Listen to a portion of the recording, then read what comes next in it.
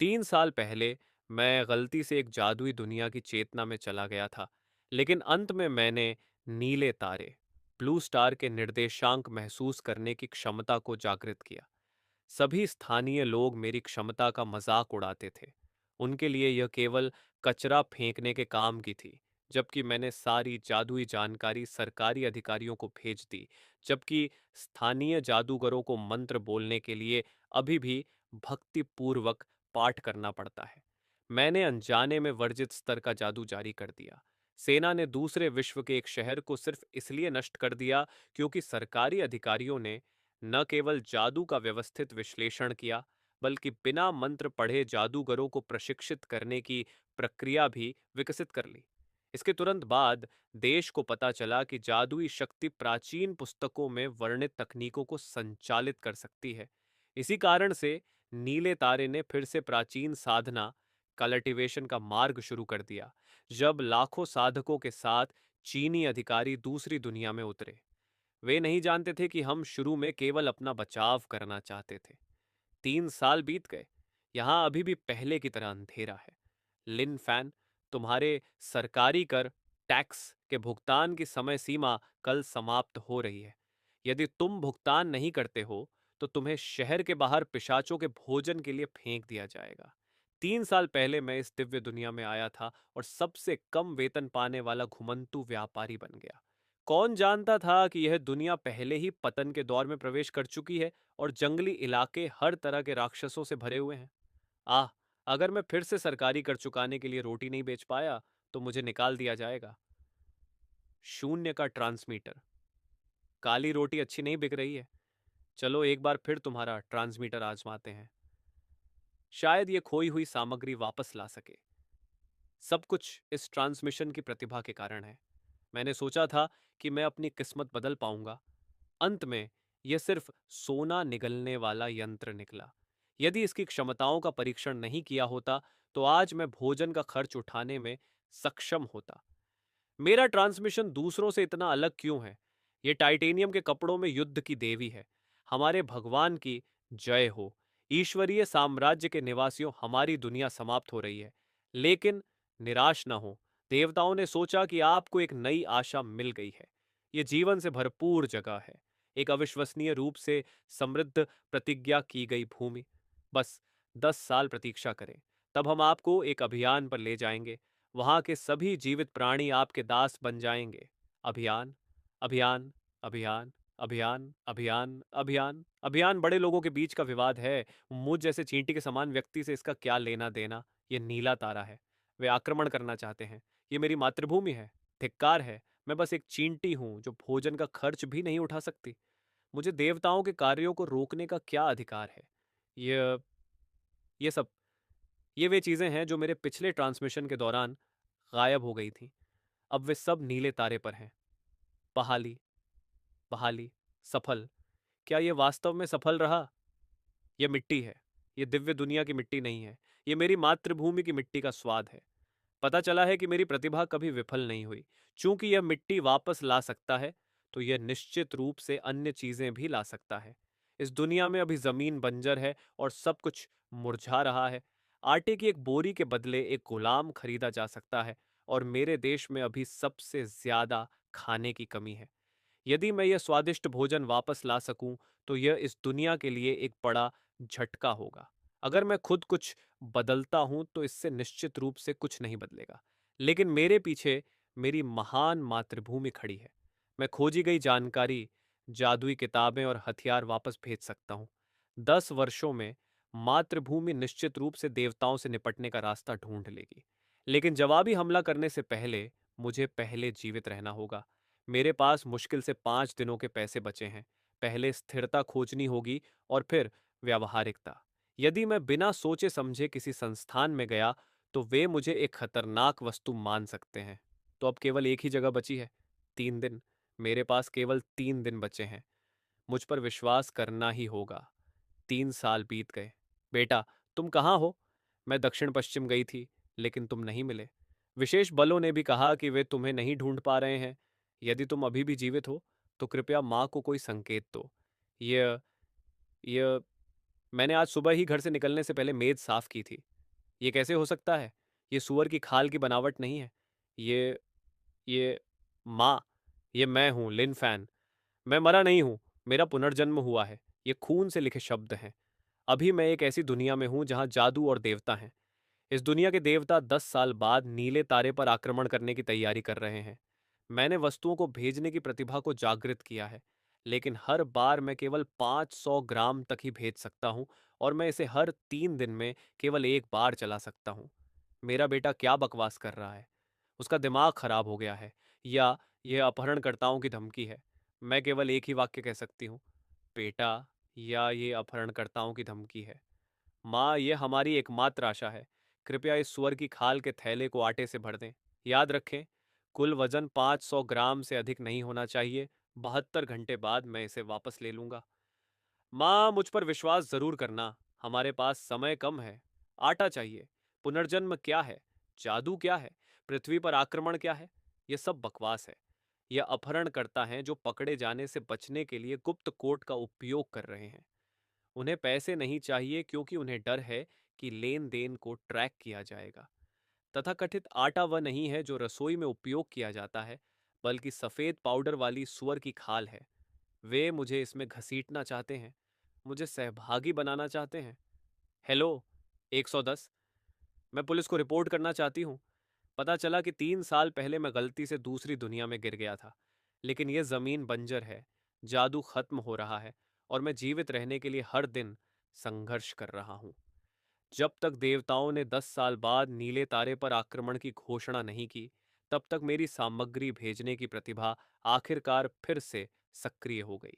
यदि मैं नीले तारे की सामग्री भेज और बदल सकूं, तो मैं निश्चित रूप से दूसरी दुनिया में जल्दी ही अपने पैर जमा पाऊंगा। दुर्घटनाओं को रोकने के लिए मैंने पहले घर पर एक हस्तलिखित पत्र भेजा। कौन सोच सकता था कि माँ ने पत्र पढ़ने के बाद मेरी बातों का पूरी तरह से गलत मतलब निकाल लिया और मेरे विवरण को एक अपहरणकर्ता महिला समझ लिया।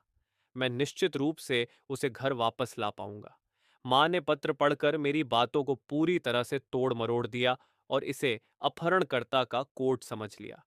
हेलो, 110। मैं पुलिस में रिपोर्ट दर्ज कराना चाहती हूँ। नमस्ते, क्या हुआ? मुझे 3 साल पहले लापता हुए अपने बेटे का फिरौती का पत्र मिला है।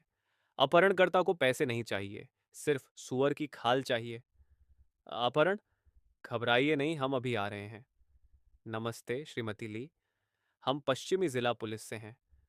अंदर आते ही माँ ने अपनी सारी शंकाएं व्यक्त की और मेज पर रखी सुअर की खाल की ओर इशारा किया।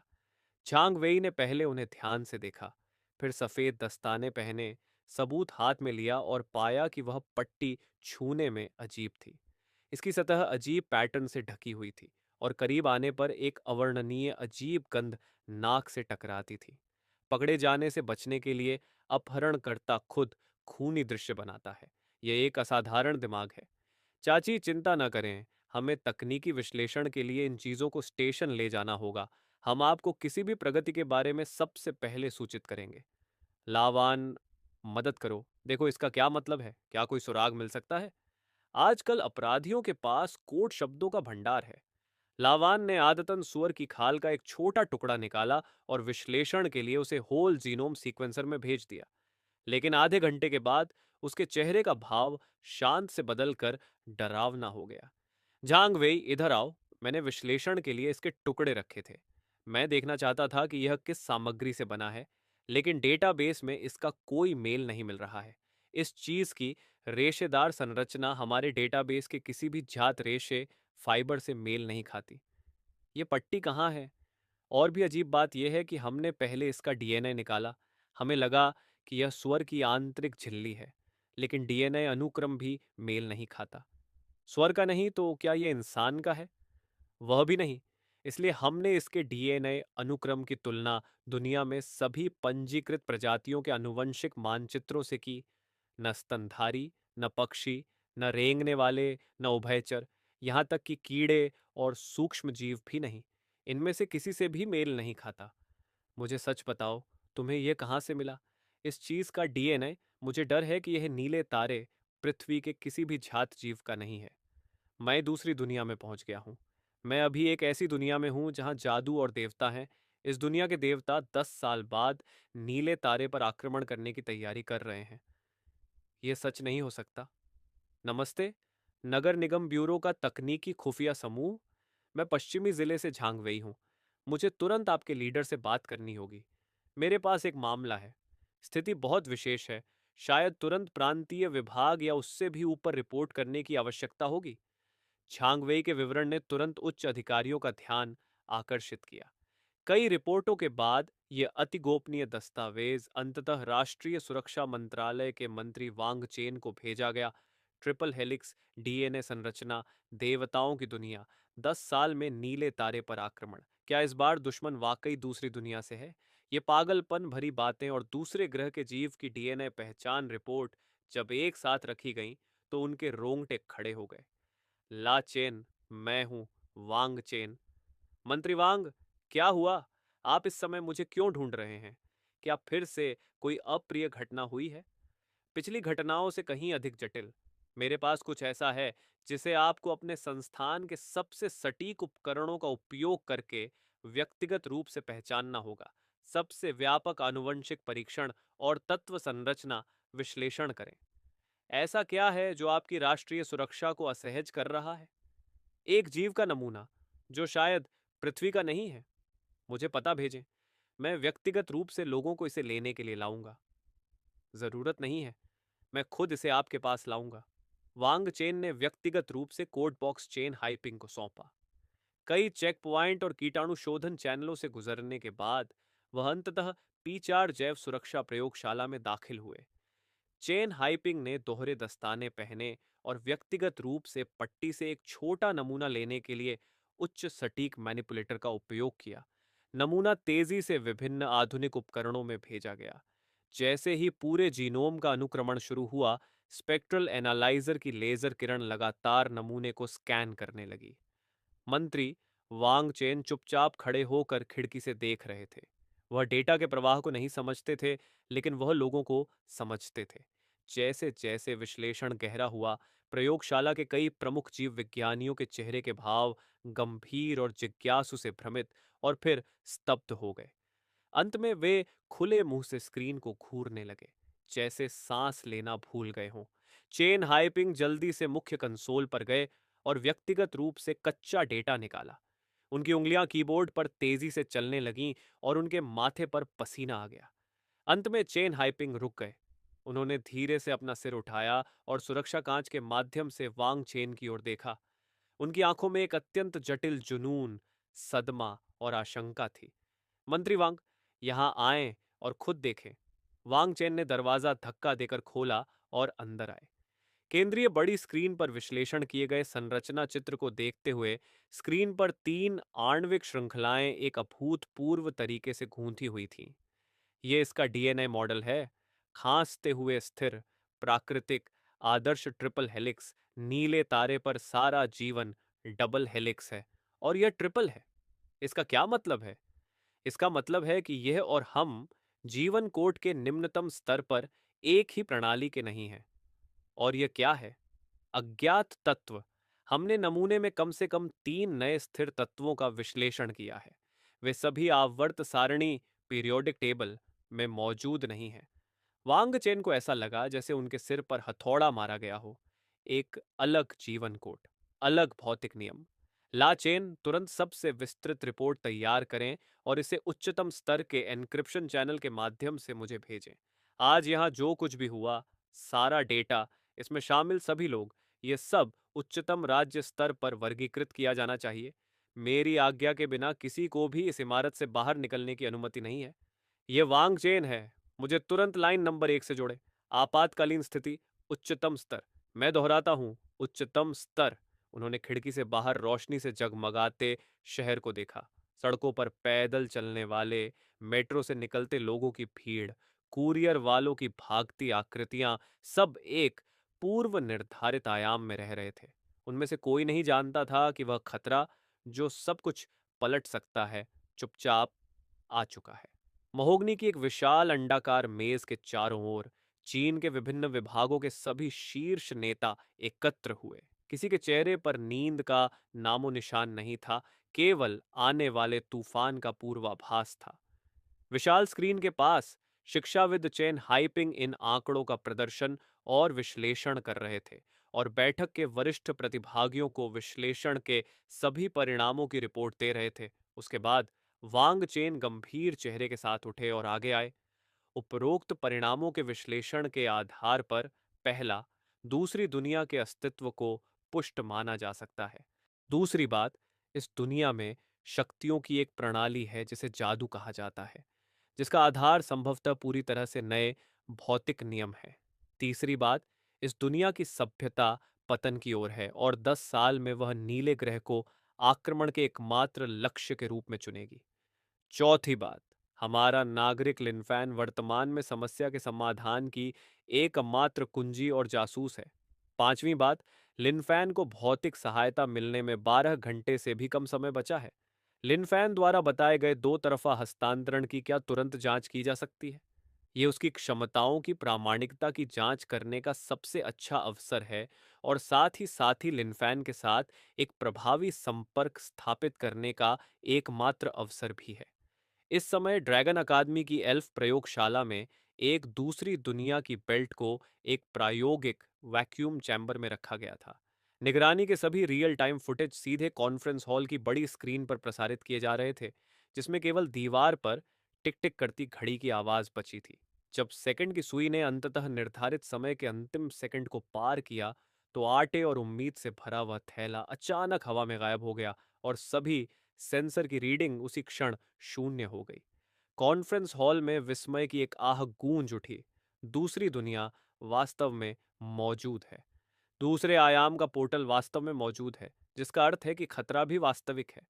हम सभ्यता के भाग्य को दुश्मन की दया पर नहीं छोड़ सकते।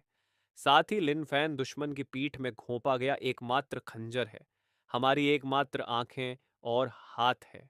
इस क्षण से एक उन्नत रणनीतिक मुख्यालय बनाएं, बिना किसी संसाधन की परवाह किए विश्व स्तर पर साथी लिनफैन का समर्थन करें। जल्द ही अंतिम निर्णय पूरे कॉन्फ्रेंस हॉल में फैल गया। राज्य मंत्री वांग चेन को कमांडर इन चीफ नियुक्त किया गया। देश के सर्वश्रेष्ठ विशेषज्ञों को इकट्ठा किया गया। सभी संबंधित विभागों के संसाधनों को जोड़ा गया, और उनका केवल एक ही मिशन था: 10 वर्षों के भीतर पूरे देश की शक्ति को जुटाना, ताकि इस छोटे से रास्ते से, जो हर 3 दिन में एक बार खुलता है और जिसकी सीमा केवल 500 ग्राम है, दूसरी दुनिया में अपने एकमात्र मोर्चे को हथियारों से लैस किया जा सके। इस क्षण मुझे याद नहीं था कि मैंने कितने दिनों से ठीक से खाना नहीं खाया था, और पेट में भूख की जलन ऐसी थी जैसे हजारों हाथ अंतड़ियों को छेद रहे हों। हर सेकंड खिंची हुई नसों पर धीरे धीरे खींचने जैसा लग रहा था। इस क्षण हवा के एक झोंके ने मुझे जोर से मारा। लिनफैन, तुम्हारा मिट्टी का बर्तन अधिकतम 5 दिन के निवास के लायक है। आज को गिनो, तुम्हारे पास 2 दिन बचे हैं। 2 दिन बाद अगर तुमने निवास के लिए फिर से भुगतान नहीं किया, तो तुम ब्लैकस्टोन सिटी के नियम जानते हो। उम्मीद और निराशा दो विशाल जानवरों की तरह मेरे दिल को चीर रही थी। लेकिन सौभाग्य से दर्दनाक 72 घंटे का काउंटडाउन अंततः समाप्त हो गया। मैंने जल्दी से ध्यान केंद्रित किया और अपने मन की गहराइयों में उतर गया। जल्दी से सुअर की खाल की बेल्ट के निर्देशांक निर्धारित किए। लेकिन जब मैंने उन्हें स्पष्ट रूप से महसूस किया, तो मेरा दिल बैठ गया। निर्देशांक क्यों हिल गए? क्या कुछ हुआ? या मेरी मां खतरे में है? या उसने थैला फेंक दिया? मैंने जबरदस्ती अपनी चिंता को दबाया और सुअर की खाल की बेल्ट को वापस लिया। कुछ तो है। मैंने बेसब्री से थैले का मुंह खोला, और गेहूं की शुद्ध ताजी खुशबू ने तुरंत मेरे नथुने भर दिए। यह उस घटिया अनाज की गंध नहीं थी जिसमें मिट्टी और अजीब गंदी मिलावट होती थी जैसा देवलोक में था, बल्कि यह मेरे वतन का अनूठा स्वाद था। आटे की गुणवत्ता मेरी कल्पना से कहीं बेहतर थी। माँ ने निश्चित रूप से मेरी बातों को गंभीरता से लिया होगा और अच्छा आटा ढूंढने के लिए लंबी दूरी तय की होगी। लेकिन जब मैंने आटे को छूने के लिए हाथ बढ़ाया, तो बीच में ही मुझे कुछ बिल्कुल अलग महसूस हुआ। यह तुरंत खोला गया, लेकिन छपाई की स्याही की महक वाला एक कागज का टुकड़ा था, जिसके ऊपरी हिस्से में साफ अक्षरों में एक ध्यान खींचने वाली लाइन छपी थी: साथी लिनफैन, चीन तुम पर विश्वास करता है। 2 बार साथी शब्द देखकर मैं तुरंत सब समझ गया। माँ ने न केवल मुझ पर विश्वास करने का फैसला किया, बल्कि अधिकारियों को भी इसकी सूचना दी, और अधिकारियों ने भी मुझ पर, एक दूसरी दुनिया में रहने वाले व्यक्ति पर, विश्वास करने का फैसला किया। 3 साल तक जो भूख मैंने झेली, इस जगह की निराशा में जो कष्ट सहे, वे सारी शिकायतें, कड़वाहट और बेबसी आंसुओं की एक लहर बनकर आंखों से बह निकली। मैंने उस पतले कागज के टुकड़े को इतनी मजबूती से पकड़ा जैसे मैंने पूरी दुनिया को मुट्ठी में कर लिया हो। इस क्षण मैं अंततः एक अकेला भूत नहीं रहा, क्योंकि मेरे पीछे मेरा महान देश खड़ा है। शांत होने के बाद मैंने जल्दी से आगे की कार्रवाई पर विचार किया। पहले मैंने आटे का बड़ा हिस्सा सावधानी से वापस सूअर की खाल के थैले में भर दिया। फिर उसे बिस्तर के नीचे एक गड्ढे में छिपा दिया और तख्तों से ढक दिया। बचा हुआ 1/3 हिस्सा एक साफ कपड़े में लपेटा, अपनी जेब में डाला और तुरंत बाहर निकल गया। मैं ब्लैकस्टोन की शोरगुल वाली सड़क पर आया, और मेरा लक्ष्य ब्लैकस्टोन में सबसे विशिष्ट ब्रेड की दुकान गोल्डन ईयर थी। रुको, ये विशिष्ट गोल्डन ईयर है। ये जगह तुम जैसे भिखारियों के लिए नहीं है। लेकिन मैंने उस पर बिल्कुल ध्यान नहीं दिया, और सहायक की गालियों और आसपास के लोगों की उत्सुक निगाहों के बीच से गुजर गया। मैंने धीरे से कपड़े में लिपटा हुआ वह बंडल काउंटर पर रखा, और फिर सबकी आंखों के सामने उसे खोला। बिना किसी मिलावट के उस शुद्ध सफेद आटे को देखकर पूरी बेकरी जैसे थम सी गई। ये शोर कैसा है? कौन यहां शोर करने की हिम्मत कर रहा है? मेरे फटे पुराने हाल को देखकर वह मुझे डांटने के लिए तैयार था, लेकिन अगले ही पल काउंटर पर उस चमकती सफेदी ने उसे खींच लिया, और उसके चेहरे का गुस्सा तुरंत जम गया। वह जल्दी से काउंटर के पास आया और उस ढेर को घूरने लगा। इतना सफेद आटा उसने कभी नहीं सुना था। उसने सावधानी से अपना मोटा हाथ बढ़ाया, जैसे किसी खजाने से एक चुटकी ली हो। कोमल, चिकना, हल्का, लगभग वजनहीन, और सच में बिना किसी मिलावट के। हालांकि ग्रेली ने जबरदस्ती अपने दिल की खुशी को दबाया और ऐसे दिखावा किया जैसे सब ठीक हो, और कहा, चीज बुरी नहीं है, लेकिन थोड़ी कम है। देखता हूं तुम्हें मुश्किल हो रही है। मैं 60 तांबे के सिक्के दूंगा। मैं यह सब खरीदना चाहता हूं। ये कीमत सुनकर आसपास के ग्राहकों ने हैरानी की आवाज निकाली। 60 तांबे के सिक्के एक 3 सदस्यों के परिवार के लिए पूरे हफ्ते भर काली रोटी खाने के लिए काफी है। हालांकि मैं बस उसके नाटक को बिना कुछ बोले देखता रहा, और फिर खामोशी से हाथ बढ़ाया और काउंटर से आटा वापस थैली में भरने लगा। मेरी प्रतिक्रिया देखकर ग्रेली का दिल बैठ गया। रुको भाई, कुछ कहने की बात है? अगर कीमत पसंद नहीं आई तो हम फिर से बात कर सकते हैं। एक चांदी का सिक्का या एक 100 तांबे के सिक्के? तुम लूट रहे हो। 100 तांबे के सिक्कों में सबसे घटिया दर्जे की बिल्ली के कान वाली दासी खरीदी जा सकती है। या फिर मैं चला जाता हूँ। नहीं नहीं, ऐसा मत करो। ऐसा आटा अगर इससे रोटी बनाकर रईसों को बेची जाए तो मुनाफे की कल्पना भी नहीं की जा सकती। ठीक है, ये रहे 100 तांबे के सिक्के। मैंने जल्दी से उन्हें गिना और सुनिश्चित किया कि सब ठीक है। पटुआ पकड़कर मैं तुरंत मुड़ा और चला गया। इन भारी पैसों के साथ मैं अपनी झोपड़ी में नहीं लौटा, बल्कि सीधे बाजार में गश्ती दल के तैनाती स्थल पर गया। जल्द ही मैं गश्ती दल के स्थल से बाहर निकला और चैन की सांस ली, क्योंकि आज से मैं अंततः ब्लैकस्टोन में अस्थायी रूप से सुरक्षित हूँ। और अगला कदम है पलटवार के संकेत तैयार करना। ये मैंने किया है बॉस। आप अपनी दुकान में क्या अच्छी चीजें बना रहे हैं? सब बिक गई। अगला, तुमने तो मेरी जान ही निकाल दी थी।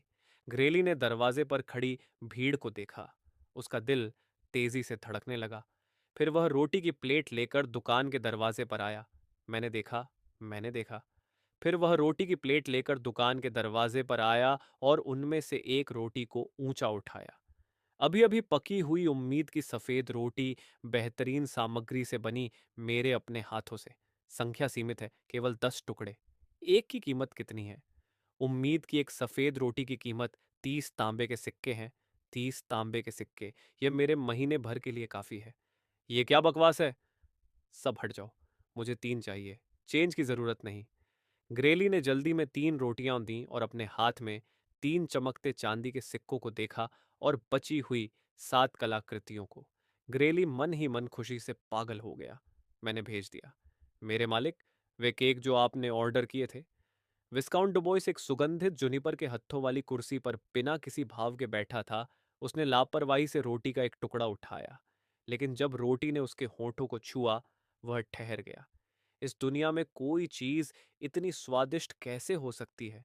क्या यह स्वर्ग का स्वाद है? अगले ही क्षण उसकी सारी अभिजात परवरिश, तमीज और शिष्टाचार ढह गए। उसने पागलों की तरह रोटी के बड़े बड़े टुकड़े मुंह में ठूंसना शुरू कर दिया। बस एक ही क्षण में 3 रोटियां उसने चट कर दी। जब खुशी की लहर धीरे से कम हुई, डुबोइस का दिमाग फिर से काम करने लगा। अगर मैं अगले महीने दरबारी दावत में मेहमानों को ऐसी रोटी खिला सकूं, तो सब दंग रह जाएंगे और इसे मुझसे खरीदना चाहेंगे। तुरंत मुझे उस बेकरी में ले चलो। मैं उनकी सारी रोटियां खरीदना चाहता हूं। लेकिन मालिक, उस दुकान में केवल 10 ही हैं। 10 टुकड़े? तुरंत घोड़ा गाड़ी तैयार करो।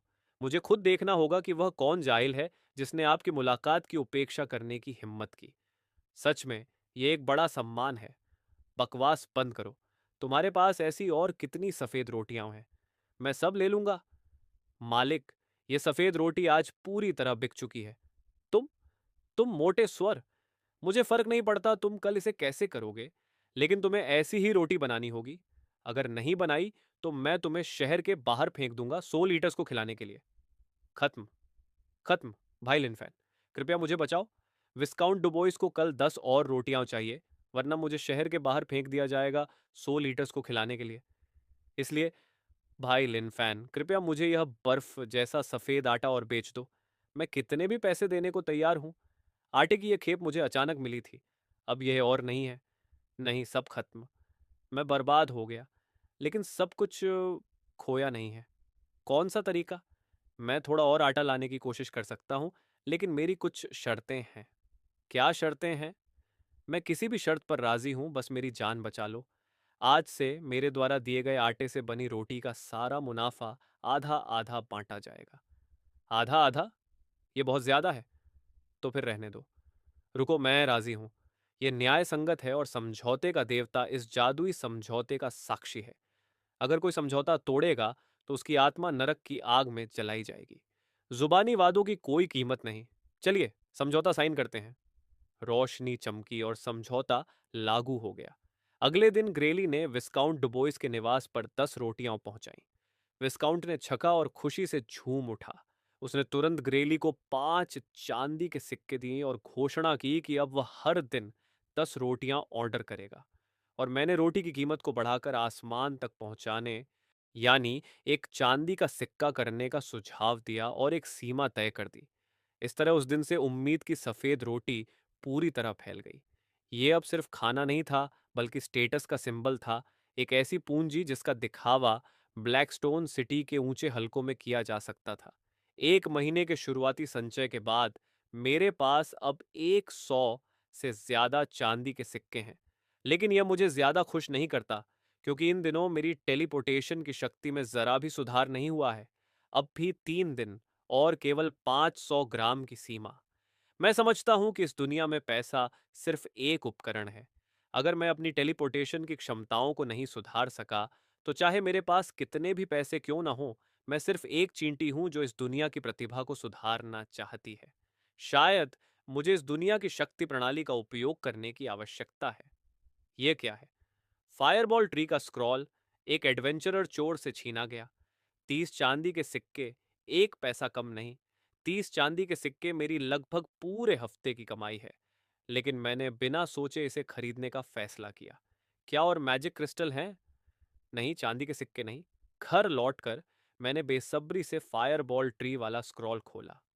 हालांकि वे रहस्यमयी चिन्ह किसी गंदे निशानों जैसे थे। उन्हें देर तक देखने के बाद मुझे सिर्फ चक्कर सा महसूस हुआ। फिर मैंने स्क्रॉल पर बने आरेख का उपयोग करके जादू को नियंत्रित करने की कोशिश की, लेकिन कुछ नहीं हुआ। हाँ, जादू इतनी आसानी से नहीं मिलता। अगर ऐसा होता तो जादूगर हर मोड़ पर मिलते। लेकिन कोई बात नहीं, अगर मैं खुद नहीं सीख सकता। मेरे पीछे चीन के प्रथम श्रेणी के शोधकर्ताओं की पूरी टीम खड़ी है। फिर मैं कई जगहों पर भागा, मुश्किल से मिलने वाली किताबों को खरीदने में भारी पैसे खर्च किए। फिर मैंने कागज और कलम निकाली और एक पत्र लिखना शुरू किया, जिसमें इन चीजों के उपयोग और अपने अनुमान विस्तार से बताए। पत्र लिखने के बाद मैंने उसे fireball, tree scroll, magic crystal और 3 किताबों के साथ सूअर की खाल के थैले में डाल दिया। ये दो विश्व सभ्यताओं के टकराव की कुंजियां हैं। इस क्षण से असली पलटवार का संकेत गूंजा। प्रसारण केवल 1 महीने बाद। हैरानी की बात है कि लिनफैन का और क्या कीमती मतलब था। कोई आया है? शिक्षाविद चेन। शिक्षाविद चेन। शुरू करें। समझ गया। Magic scroll, magic crystal. तुरंत विश्लेषण शुरू करें। रिपोर्ट दे रहा हूं मंत्री वांग। ये क्रिस्टल अज्ञात ऊर्जा कण छोड़ रहा है। इसकी भेदने की क्षमता गामा किरणों से भी अधिक मजबूत है। हमने सभी ज्ञात शील्डिंग सामग्रियों का परीक्षण किया, जिसमें 1200 मिलीमीटर तक की लेड प्लेट्स भी शामिल हैं, लेकिन हम इसके भेदने को पूरी तरह नहीं रोक सके।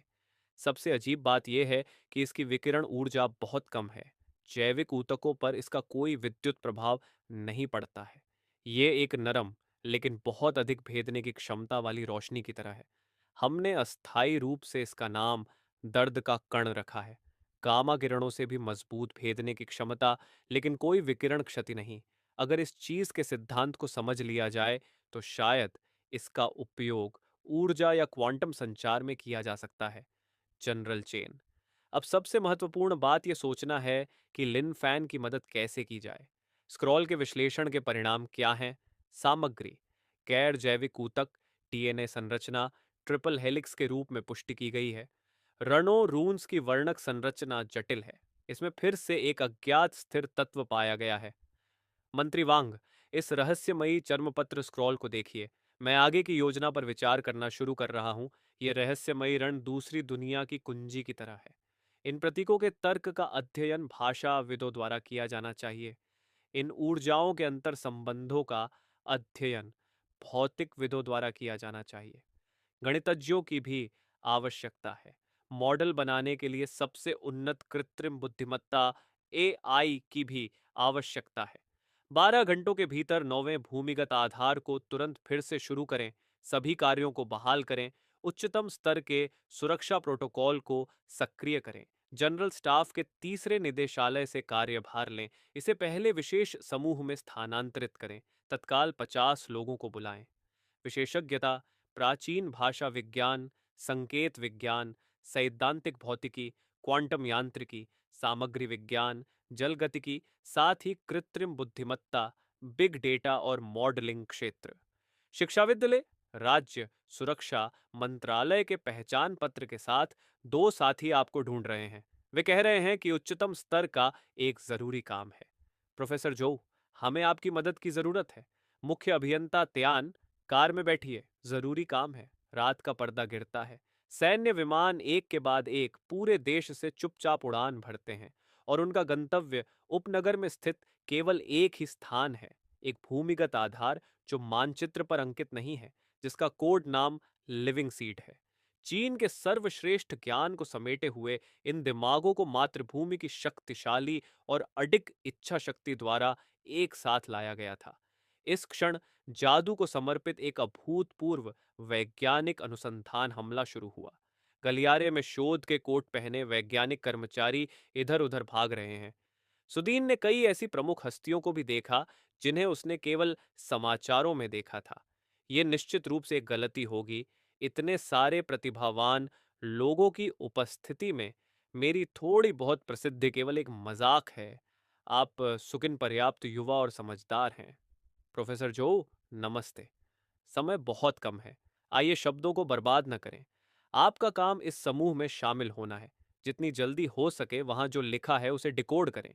यह एक पूरी तरह से नई भाषा है।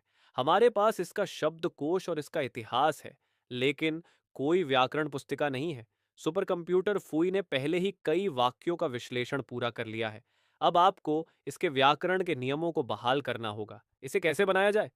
सुदीन उत्साह से लाल हो गई, लेकिन जब पूरा पाठ बड़ी स्क्रीन पर दिखाई दिया तो सभी की खुशी की लहरें धीरे धीरे शांत हो गईं। स्क्रीन पर सृजन, निरंतरता, टाइटन, पतन का समय, जादू की कमी जैसे अजीब शब्द प्रदर्शित हो रहे थे। ये कैसा देश है? धार्मिक पौराणिक कथाएं, ऐसा लगता है कि यह गेम की सेटिंग के बहुत करीब है। क्या राज्य वास्तव में इतना बड़ा हंगामा खड़ा कर रहा है केवल दूसरी दुनिया की मिथक पुस्तक का अनुवाद करने के लिए? काम के लिए आप सभी का धन्यवाद। अब हमारे पास अनुवाद करने का एक और भी कठिन काम है। ये एक जादुई स्क्रॉल है। शीर्षक देखते ही मुझे तुरंत महसूस हुआ कि रोंगटे खड़े हो रहे हैं। मैंने सोचा था कि ये सब हास्यास्पद मिथक थे, लेकिन इस क्षण वास्तविकता की एकदम घुटने वाली भावना उमड़ पड़ी। क्या जादू सच है? क्या दूसरी दुनिया भी सच है? हम पौराणिक कथाओं का नहीं बल्कि एक दूसरी वास्तविक दुनिया का अध्ययन कर रहे हैं। काम शुरू करें। प्रोफेसर जो के शब्दों के बाद स्क्रॉल के पाठ का तेजी से अनुवाद किया गया, लेकिन सामग्री कोई स्पष्टीकरण नहीं थी, बल्कि असंबद्ध गद्य कविताओं का एक समूह थी। उनके साथ काव्यात्मक शब्दांशों का एक पूरा सेट आया था। शब्दांश लिखे जा सकते हैं, लेकिन कोई नहीं जानता कि उन्हें किस स्वर में बोलना है। स्क्रॉल के अधिकांश भाग को घेरने वाला जटिल पैटर्न भी पूरी तरह से समझ से बाहर था। इन समझ से बाहर के प्रतीकात्मक रेखा चित्रों का सामना करते हुए पूरा प्रोजेक्ट पहली बार ठप हो गया। ऐसा लगता है कि इसमें कुछ तो है। एक पूर्व पावर ग्रिड इंजीनियर के रूप में परिचित, उन्होंने पेशेवर रूप से विभिन्न जटिल सर्किटों को महसूस किया। इस ड्राइंग में रेखाएं मोटी और पतली थीं, नोड्स बड़े और छोटे थे। सामान्य व्यवस्था अराजक लग रही थी, लेकिन स्पष्ट रूप से किसी विशेष पैटर्न के अधीन थी। उन्होंने नींद में जैसे अपनी थीसिस से अति उच्च वोल्टेज नेटवर्क में बिजली प्रवाह वितरण के आरेख पर इस ड्राइंग को आरोपित किया। रेखाएं, नोड्स, दिशाएं। अचानक उनके दिमाग में एक पागलपन भरा विचार कौंधा।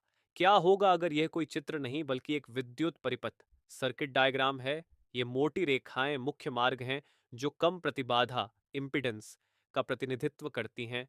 ये पतली रेखाएं शाखाएं हैं जो उच्च प्रतिबाधा का प्रतिनिधित्व करती हैं। ये बड़े नोड्स न्यूरॉन्स हैं। ये ट्रांसफार्मर और कैपेसिटर हैं जिनका उपयोग वोल्टेज बढ़ाने और घटाने के साथ साथ ऊर्जा संचय के लिए किया जाता है।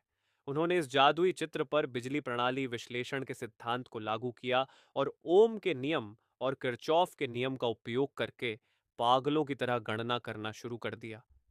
कुछ जाग रहे विशेषज्ञों ने भी उनकी हरकतों में दिलचस्पी दिखाई। जल्द ही उनके चेहरों के भाव उलझन से सदमे में बदल गए और सुकिन पूरी तरह से सुध बुद्ध खो देने वाली स्थिति में डूब गई। गणना की गति भी और अधिक बढ़ती जा रही थी। अंत में अंतिम नोड रखने के बाद सभी गणनाओं ने एक आदर्श बंद सर्किट बना लिया। सभी ऊर्जा प्रवाह सफलतापूर्वक एक साथ एकत्र हो गए। इसे कम करके नहीं आंका जा सकता। जैसे ही एक स्थिर स्थिति तक पहुंचे, सब कुछ एक साथ आ गया। तर्क वास्तव में मेल खा गया। इस क्षण सुकिन की आंखों में एक ऐसी चमक दिखाई दी जो पहले कभी नहीं देखी गई थी। मुझे लगता है कि हम इसे जादुई परिपथ वाला मैजिकल सर्किट कह सकते हैं। जादुई परिपथ शब्द के आने के बाद से जादू अब एक रहस्यमयी शक्ति नहीं रह गया है, बल्कि एक समझने योग्य, विश्लेषण करने योग्य और यहाँ तक कि नकल करने योग्य ऊर्जा प्रणाली बन गया है। जादुई परिपथ को हैक कर लिया गया है। इसका मतलब है कि हम वास्तव में नीले ग्रह पर जादू छोड़ने में सक्षम हो सकते हैं। हमने डॉक्टर सुकिन की गणना की प्रक्रिया को पूरी तरह से दोहराया है। फुसी ने 11 से अधिक मॉडल गणनाएं भी की। निष्कर्ष स्पष्ट है। यह जादुई पैटर्न अपने मूल में ऊर्जा का एक प्रभावी हस्तांतरण है जो सुकिन प्रणाली को बढ़ाता है। क्रिस्टल का शोध कैसे चल रहा है? बहुत अच्छा नहीं है। 99% संरचना क्वार्ट्ज क्रिस्टल के समान है, लेकिन शेष 1% एक अज्ञात तत्व है। इसकी आंतरिक क्रिस्टलीय संरचना बहुत विशेष है, जो एक मजबूत पिंजरे की तरह दिखती है। हमारा अनुमान है कि जादुई कण इस पिंजरे के भीतर बंद हैं। समस्या यह है कि हम इस पिंजरे को नहीं खोल सकते। स्क्रॉल में बताया गया है कि इस क्रिस्टल का उपयोग कैसे करना है। विवरण बहुत स्पष्ट है, धार्मिक उपदेशों जैसे वाक्यांशों से भरे हुए हैं, लेकिन स्क्रॉल में बार बार मंत्र के महत्व का उल्लेख किया गया है और अजीब ध्वनियों का एक अंश संलग्न है जिसका अर्थ स्पष्ट नहीं है। हमारा अनुमान है कि यह ध्वनिक अनुनाद, साउंड रेजोनेंस हो सकता है। बिल्कुल, यदि क्रिस्टल संरचना एक ताला है, तो एक निश्चित आवृत्ति की ध्वनि तरंग उस ताले की कुंजी हो सकती है। आदेश तुरंत दिया गया। पूरी प्रयोगशाला का माहौल फिर से जीवंत हो गया। जल्द ही एक उच्च सटीक ध्वनि तरंग जनरेटर लाया गया और जादुई क्रिस्टल की ओर निर्देशित किया गया।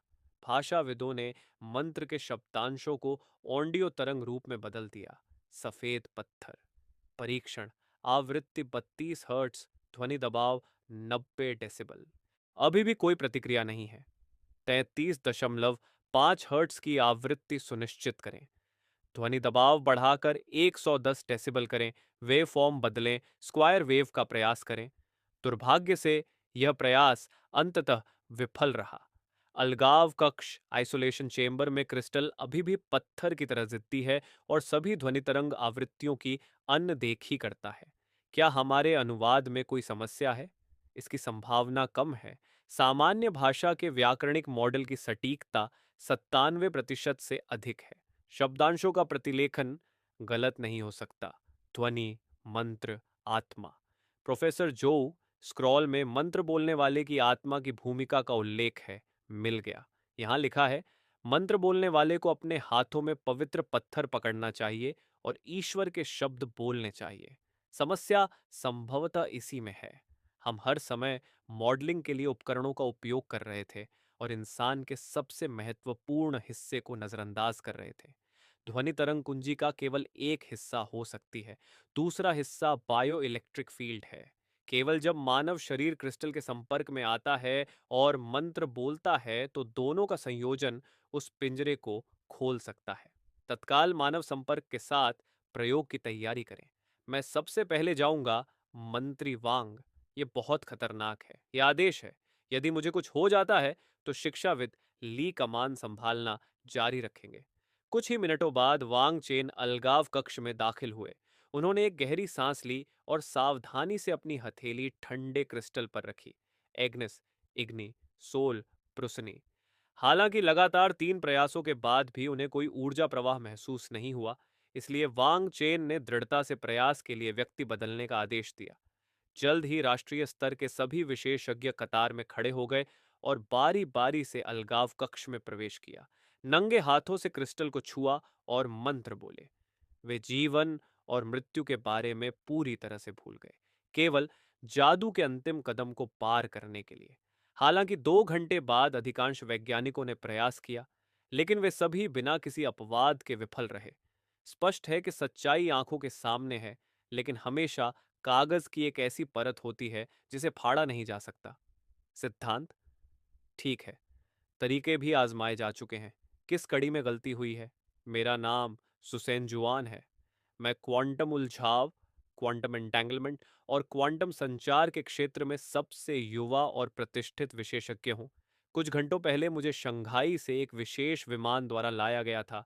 जब मैं अभी आया था तो मैंने सोचा था कि कोई महत्वपूर्ण क्वांटम प्रोजेक्ट है जिसे मुझे हल करने की आवश्यकता है। मैं बहुत उत्साहित था, लेकिन जब मैं यहाँ पहुंचा तो मुझे एहसास हुआ कि शायद मैं अतिरिक्त हूँ।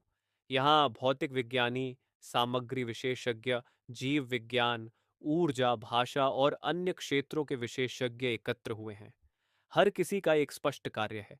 केवल मैं, जो क्वांटम उलझाव से जुड़ा हूं, ऐसा लगता है कि मेरा शोध की किसी भी दिशा से कोई संबंध नहीं है। बाद में मुझे समझ आया कि जब नेतृत्व लोगों को इकट्ठा कर रहा था तो उन्हें यकीन नहीं था कि वास्तव में किन विशेषज्ञों की आवश्यकता है। इसलिए उन्होंने सावधानी के तौर पर विभिन्न क्षेत्रों के विशेषज्ञों को बुलाया। जाहिर है मैं वही निकला जिसकी सौभाग्य से आवश्यकता नहीं पड़ी। वे क्या कर रहे हैं मुझे नहीं पता। लगता है किसी जादू का परीक्षण कर रहे हैं। जादू? ये कैसा अंतरराष्ट्रीय मजाक है? मैं ताओवादी प्रथाओं के एक गरीब परिवार से हूँ। बचपन में दादाजी मुझे पालथी मार कर बैठने, ध्यान लगाने और क्यूई क्यूआई को नियंत्रित करने की विधि रटने के लिए मजबूर करते थे। जब मैं बड़ा हुआ तो मैंने विज्ञान का अध्ययन करने के लिए अपनी पूरी ताकत लगा दी, ताकि कठोर विज्ञान की मदद से इन खोखले और अवास्तविक अंधविश्वासों को तोड़ा जा सके। एक बड़ा चक्कर लगाने के बाद मैं खुद को राजकीय वैज्ञानिक अनुसंधान आधार के केंद्र में पाता हूँ और ऐसी चीजें देखता हूँ जो वैसी ही दिखती हैं जैसी मेरे दादाजी करते थे। डॉक्टर सुसेंजू, आपसे मिलने कोई आया है? सुसेंजू ने सहज रूप से मना करना चाहा, लेकिन सामने वाले की अटल निगाहों को देखकर वह इनकार के शब्द निगल गया। वांग चेन ने स्पष्ट रूप से उसकी अनिच्छा और बहानेबाजी को नोटिस किया था, इसलिए वह उसके पास आया और गंभीरता से कहा, डॉक्टर सु, मुझे पता है कि आप एक संशयवादी रवैया रख सकते हैं, लेकिन चाहे आप विश्वास करें या न करें, एक बार जब आप वहां प्रवेश करें तो आपको हर कदम को पूरा करने के लिए अपनी पूरी कोशिश करनी चाहिए। यह कार्य पूरा करने की गारंटी है। अपने भीतर की आत्मा को ज्वाला की धड़कन से जोड़ें। आत्मा आत्मा को कैसे याद रखा जाए? मैं एक भौतिक विज्ञानी हूं। मेरा वास्ता आमतौर पर फॉर्मूलों और डेटा से पड़ता है। हालांकि जब वह असमंजस में था तो उसके मस्तिष्क की गहराइयों से एक लंबे समय से भूली हुई याद उभर आई। हृदय को शांत करो, आत्मा को एकाग्र करो, आत्मा को भीतर थामे रखो, बाहर महसूस करो। उसने व्यक्तिगत विश्वासों को त्यागने, मस्तिष्क को खाली करने और अपनी पूरी चेतना को केंद्रित करने का प्रयास किया। क्रिस्टल के संपर्क में आने वाली उंगलियों के पोरों पर अचानक उसकी उंगलियों से एक अजीब एहसास हुआ। ऐसा लगा जैसे उसकी चेतना ने क्रिस्टल के कठोर आवरण को भेद दिया हो और भीतर ऊर्जा के महासागर से जुड़ गई हो। वास्तव में एक एहसास है। अग्निस्टो, इग्नि, सोल, प्रुस्नी। जिस क्षण आखिरी शब्द गिरा, उसने अपनी उंगलियों पर हल्की गर्मी महसूस की। सुकिंगजू ने अचानक अपनी आंखें खोल दी। विभाजनकारी कांच के पीछे वान चेन भी अचानक अपनी कुर्सी से खड़े हो गए। को उसके बाएं हाथ की खुली हथेली के ऊपर नारंगी लाल रंग की लौ उठ रही थी, जो नरम रोशनी और गर्मी बिखेर रही थी। डॉक्टर सू, स्थिरता बनाए रखें। ऊर्जा को बाहर धकेलने का प्रयास करें। सुंजू के दिमाग में अफरा तफरी मची थी, लेकिन उसने अवचेतन रूप से ज्वाला को लक्ष्य और मिश्र धातु की ओर निर्देशित किया। यह क्या बला है? इस दृश्य को देखकर पूरा प्रयोग कक्ष सन्नाटे में डूब गया। मैंने क्या कर दिया? यह उच्चतम स्तर की आपात स्थिति है। वासवा को लाने का आदेश दें। गुप्त सैन्य किला। मैंने अपने जीवन में कुछ भी गलत नहीं किया। एकमात्र दाग यह है कि अपनी जवानी में मैंने एक मंदिर में मुफ्त में खाना खाया था। क्या यह इतना गंभीर है कि इसका बदला अब मिला है? जब उन्हें मुख्य क्षेत्र में लाया गया तो उन्होंने तुरंत अपनी पोती सुत सेनजू को देखा, जो उस समय एक गर्मागरम चर्चा में शामिल थी। झांग त्सेंगयुआन के दिल में एक बुरा अंदेशा पैदा हुआ। वह मुझे, जो कि सामंती अंधविश्वासों का प्रतिनिधि है, वैज्ञानिकों से भरी इस जगह पर ले आई। क्या यह मेरा उपयोग करने के लिए है? एक नकारात्मक उदाहरण के रूप में, यह दिखाने के लिए कि वह विज्ञान में कितनी महान है। ताओवादी झांग। मैं यहाँ का मुख्य कमांडर वॉन चेन हूँ। स्थिति तत्काल है। कृपया पहले वीडियो रिकॉर्डिंग देखें।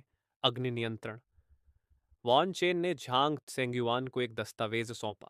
पहले पन्ने पर एक पतले स्क्रॉल स्क्रिप्ट की उच्च रिजोल्यूशन वाली तस्वीर थी। ये एक जादुई स्क्रॉल है जिसे हम फायरबॉल कहते हैं। डॉक्टर सू ने इसी के माध्यम से इस क्षमता में महारत हासिल की। सामग्री में न केवल मूल पाठ और स्क्रॉल का अनुवाद था, बल्कि भौतिक विदों द्वारा बनाए गए जादुई सर्किट की ऊर्जा संरचना के चित्र भी थे। झांग त्सेंगयुआन जितना अधिक देखते गए, उनके चेहरे के भाव उतने ही गंभीर होते गए। ताओ प्रकृति का अनुसरण करता है। विभिन्न मार्ग एक ही लक्ष्य की ओर जाते हैं। यह पुस्तक और मेरे ताओवादी साहित्य में अग्नि नियंत्रण के रिकॉर्ड मूल सार में मेल खाते हैं। हमारी ताओवादी परंपरा में इस चीज को तावीज कहा जाता है। इसकी अपनी कोई शक्ति नहीं होती। यह कहा जा सकता है कि यह जादू के प्रयोग के लिए केवल एक मार्गदर्शन योजना है।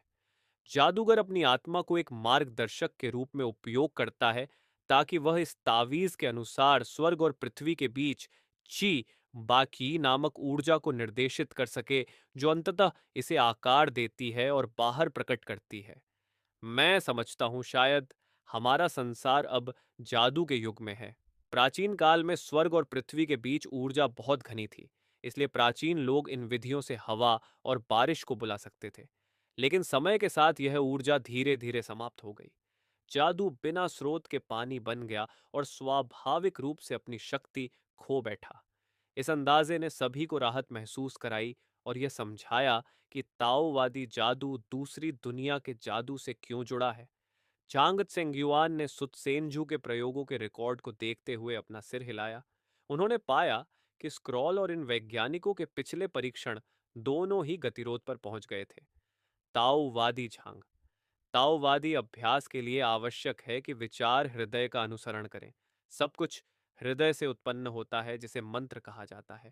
ध्यान दें, ऊर्जा सिर्फ एक मृत वस्तु है। आप इसे बस ले सकते हैं। ध्यान दें, ऊर्जा अपने आप में मृत है। आप इसे बस ले सकते हैं। उसे यह सब बताने की क्या जरूरत थी? ये तो समय की बर्बादी है। मेरी पोती केवल मंत्र पूरा होने के बाद ही सफलतापूर्वक जादू करने में सक्षम क्यों होती है?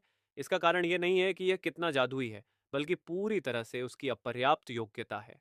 ध्यान केंद्रित करना असंभव है। खुद को उस स्थिति में लाने के लिए मंत्रों का उपयोग करना पड़ता है। सरल शब्दों में, स्क्रॉल पर दर्ज ये मंत्र और इशारे शुरुआती लोगों के लिए आत्म सुझाव के केवल सहायक तरीके हैं। ये बच्चों को सिखाने के लिए एक उपयोगी वैसाखी है। ये कहकर झांग त्सेंग्युआन ने व्यक्तिगत रूप से प्रदर्शन करने का निर्णय लिया। वह आइसोलेशन वार्ड में दाखिल हुए और उस जादुई क्रिस्टल की ओर देखा। उन्होंने क्रिस्टल को छुआ तक नहीं, बस अपनी हथेली हवा में रखी। उन्होंने एक गहरी सांस ली और अपनी आंखें मूंद लीं।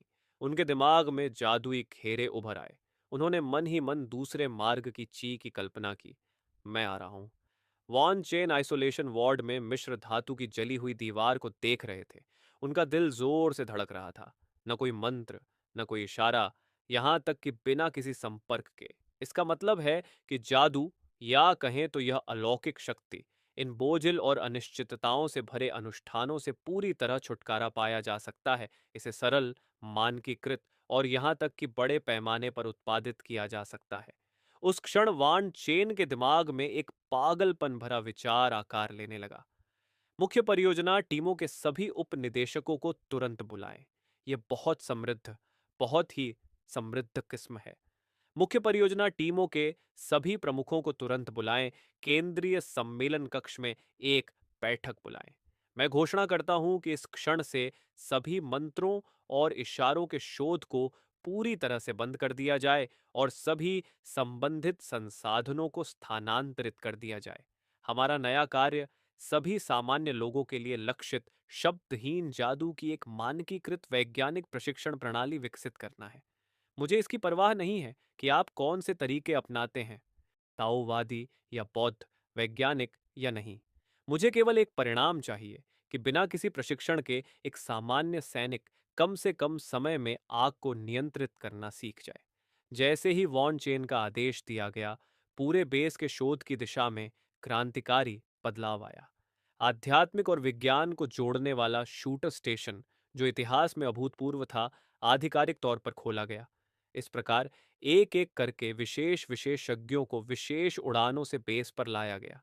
पुराने ग्रैंड मास्टर जो पूरे साल वुडांग पहाड़ों में एकांतवास में रहते थे, लुंगहुशान के दिव्य शिक्षक के उत्तराधिकारी जो आशीर्वाद और भाग्य में विशेषज्ञ हैं, प्रबुद्ध भिक्षु जो पहाड़ों में एकांत में रहते हैं और जैन ध्यान की कला में माहिर हैं, ये असली भिक्षु जो केवल किंवदंतियों में मौजूद थे, इस बार मातृभूमि की इच्छा के तहत एक साथ इकट्ठा हुए। जब हृदय गतिमान होता है तो परिवर्तन होते हैं। परिवर्तन का अर्थ है क्रिया। मुख्य बात हृदय में है। अमिताभा, गरीब भिक्षु का मानना है कि शांत होना जरूरी है। केवल शांत मन ही सभी चीजों को देख सकता है। नहीं नहीं नहीं, मेरे इलेक्ट्रोएन्सेफलोग्राम के अनुसार मुख्य रूप से यह सेरेब्रल कॉर्टेक्स के फ्रंटल लोब का गामा रेंज है। इसमें एक साथ वृद्धि हुई है। एक युवा भौतिक विज्ञानी ने विज्ञान की मदद से उनके विचारों को जोड़ने की कोशिश की, लेकिन बूढ़ों के समूह ने उसे 3 घंटे तक व्याख्यान दिया। अंत में झांग त्सेंग्युआन के मार्गदर्शन में सामान्य सलाहकार के रूप में शोध को जबरन सही रास्ते पर लाया गया। बेस फिर से उच्च गति से काम करने लगा। प्रत्येक अभ्यासी ने एक उच्च सटीक मस्तिष्क तरंग सेंसर, ब्रेन वेव सेंसर पहना था। जब वे मंत्रोच्चार की स्थिति में प्रवेश करते थे, तो सेरेब्रल कॉर्टेक्स के सक्रिय तंत्रिका आवेग संकेतों को पकड़ लिया जाता था। यह डेटा निरंतर कृत्रिम बुद्धिमत्ता वाले सुपर कंप्यूटर के वर्चुअल कोर में जाता रहता है। कंप्यूटर टीम का कार्य डेटा के इस समुद्र में से सबसे महत्वपूर्ण और स्थिर मस्तिष्क तरंग मॉडल को छानना और निकालना है, जो मंत्र बोलने के इरादे को दर्शाता है। हमने सफलता की कुंजी खोज ली है। मंत्र बोलने वाले के चेतन मन में क्या एक त्रिआयामी प्रतिनिधित्व बनाया जा सकता है जो जादुई सर्किट के मानचित्र के साथ पूरी तरह से मेल खाता हो और जिसमें उच्च स्तर की स्थिरता हो। यह प्रतिनिधित्व जितना अधिक स्थिर और स्पष्ट होगा, मानक मॉडल के साथ मेल की डिग्री जितनी अधिक होगी, मंत्र बोलना उतना ही आसान होगा और उसकी शक्ति उतनी ही अधिक होगी। इस खोज ने वैज्ञानिक रूप से इस सिद्धांत की पुष्टि की कि जादू हृदय से पैदा होता है। इस महत्वपूर्ण खोज के आधार पर सॉफ्टवेयर विकास टीम ने तुरंत कार्रवाई शुरू कर दी। न्यूरल फीडबैक के साथ मेडिटेशन प्रशिक्षण प्रणाली के लिए एक सॉफ्टवेयर विकसित किया गया। उपयोगकर्ताओं को विजुअलाइजेशन प्रशिक्षण के लिए केवल ब्रेन वेव सेंसर वाले हेडफोन पहनने की जरूरत है। सिस्टम वास्तविक समय में मस्तिष्क तरंग संकेतों को पकड़ेगा और डेटाबेस में मानक मंत्र मॉडल के साथ उनकी तुलना करेगा। मेल की डिग्री जितनी अधिक होगी, हेडफोन में आवाज उतनी ही मधुर और सुखद होगी। यह प्रणाली चतुराई से उबाऊ ध्यान प्रशिक्षण को ठोस बनाती है। अभ्यास करने वालों को अब उन रहस्यमयी और अथाह मानसिक सूत्रों को समझने की आवश्यकता नहीं है। उन्हें केवल एक खेल की तरह अपनी मानसिक स्थिति को लगातार तब तक समायोजित करने की आवश्यकता है जब तक कि वे उस सुखद और सही उत्तर को न पालें। इस क्षण में जादू को पूरी तरह से उसके सिंहासन से नीचे उतार दिया गया था। एक सप्ताह बाद यूनाइटेड लेबोरेटरी नंबर 1 में सुरक्षा इकाई से चुने गए एक युवा सैनिक ने आइसोलेशन वार्ड में प्रवेश किया। उसके पास अभ्यास का कोई आधार नहीं था। वह यह भी नहीं जानता था कि ध्यान क्या होता है। उसके पास सहायक प्रणाली की मदद से केवल 24 घंटे का प्रशिक्षण था। उस क्षण सभी लोग खुशी से झूम उठे और बिना किसी झिझक के एक दूसरे को गले लगाने लगे। वांग चेन ने उस युवा सैनिक की ओर देखा, हालांकि उनका चेहरा शांत रहा। उनकी कसी हुई मुट्ठियों ने उनके आंतरिक उत्साह को उजागर कर दिया। उन्होंने जादू के रहस्य को पूरी तरह से सुलझा लिया था और इसे एक मानक कौशल में बदल दिया था जिसे कॉपी और प्रसारित किया जा सकता है। इस क्षण से इस अज्ञात दुनिया के सामने चीन के पास एक और तुरुप का पत्ता था।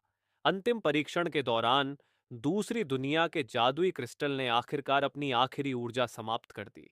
उस क्षण जादुई क्रिस्टल ने अपनी अंतिम ऊर्जा खत्म कर दी और एक साधारण भूरे रंग के क्रिस्टल में बदल गया। हालांकि अब इसका कोई महत्व नहीं रह गया था, क्योंकि चीन ने अगले स्थानांतरण चक्र के आने से पहले ही फायर बॉल के सिद्धांत पर पूरी तरह से महारत हासिल कर ली थी। वांग चेन ने व्यक्तिगत रूप से मानवीय सहायता की एक नई खेप की पैकिंग की निगरानी की। आटा, दवाएं, उच्च ऊर्जा वाले बार, ये सामान्य सामग्रियां अभी भी सूची में थीं, लेकिन पार्सल के बिल्कुल केंद्र में कुछ पूरी तरह से नई चीजें रखी थीं। इस बार चीन पहली बार लिन फान को वास्तव में प्रभावी सहायता प्रदान करेगा।